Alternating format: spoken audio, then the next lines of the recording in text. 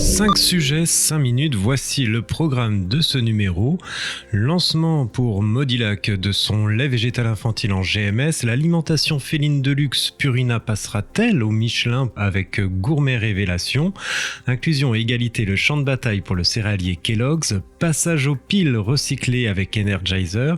Une semaine en vrac pour des chiffres soldés. Les 2 études de la semaine. Bienvenue pour la Update News de WeUpsell. C'est un plaisir de vous accompagner pour ce récapitulatif de l'actualité de la semaine autour des sujets de la distribution, de la relation client ou du fil d'advocacy. Avec le soutien d'Upsell, force de vente supplétive, nous traiterons des tendances, derniers chiffres et nouveautés. On se retrouve juste après ça. Update News, l'actualité conso et action commerciale de WeUpsell. Tous les vendredis, un rendez-vous animé par Benoît et proposé par Upsell, spécialiste de la force de vente externalisée et supplétive. Lancement pour Modilac de son lait végétal infantile en GMS. Le mouvement végétal s'étend au rayon infantile et accueille la première référence en GMS du spécialiste des produits à base de protéines de riz.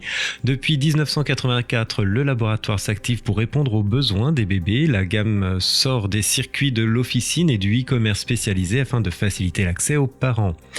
On observe parfois des comportements à risque avec des parents qui donnent à leurs bébés des jus végétaux inadaptés pouvant engendrer des carences. Partage Joris Bernard, directeur général. Le laboratoire cherche à répondre aux habitudes des ménages tout en s'assurant du bien-être des bébés. Il faudra attendre la rentrée de septembre pour découvrir cette nouveauté. L'alimentation féline de luxe Purina passera-t-elle au Michelin avec Gourmet Révélation? Gourmet, la marque premium de Purina et leader des portions pour chat, continue son exploration culinaire en donnant la pâtée aux a priori sur le rayon pet food en GMS. Il y a un an, les références Nature's Creation, blockbuster de la marque, aux premières places du top 10 Nielsen pour la catégorie, a généré un CA de plus d'1 million d'euros en moins de 6 mois. Révélation se positionnerait comme le top des recettes de luxe pour chat. Son format inédit attira les curieux au-delà des recettes alléchantes drapées de leur sauce. Cette nouvelle gamme promet déjà de ravir nos félins. Inclusion et égalité, le champ de bataille pour le céréalier Kellogg's. En 2020, la marque Choco Pops a effectué un premier essai à la suite de l'étude RNIB, une étude qui remontait que 9 personnes sur 10, aveugles ou malvoyantes, considéraient les informations sur les emballages difficiles ou impossibles à lire. Ainsi, Kellogg's va équiper ses paquets de céréales en Europe de la technologie Navilens pour rendre les informations importantes accessibles à tous les consommateurs grâce à un QR code spécifique et l'application adéquate. Les informations, au moins sur les allergènes, seront lues à haute voix. Une belle mise en avant pour la start-up espagnole Navilens qui, à l'origine, s'est fait connaître pour faciliter les déplacements dans les transports en commun. Les nouveaux paquets de céréales Kellogg's seront en rayon en France d'ici fin 2022. Passage aux piles recyclées chez Energizer. Membre des leaders des piles et batteries, Energizer déploie une nouvelle innovation sur le segment des accumulateurs. La marque lance sa pile rechargeable fabriquée avec 15% de matériaux recyclés. Disponible en format AA et AAA, l'innovation prendra sa place dans la gamme Energizer Recharge Extreme et Energizer Recharge Power Plus. Le marché de la pile au sens large représente 406 millions d'euros par an en France, dont 39 millions pour les accumulateurs. La version rechargeable des piles a connu plus de 9% de croissance en 2020, un marché porteur qui se verdit avec le temps. Une semaine en vrac pour des chiffres soldés. Première étude, poussif le lancement des soldes en manque de fidèles dans l'habillement. Comparé à 2019, la croissance reste très marquée dans les zones d'activité commerciale de périphérie avec une hausse d'activité de plus de 10,5%.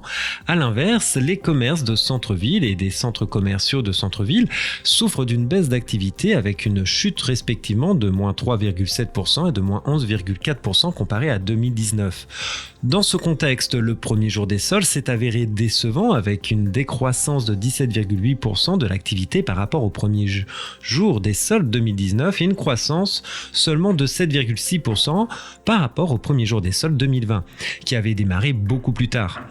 Cette mauvaise performance s'explique principalement par une chute très importante du trafic en magasin pour ce premier jour des soldes, moins 29,7% versus le premier jour des soldes 2019 et moins 2,7% versus le premier jour des soldes 2020.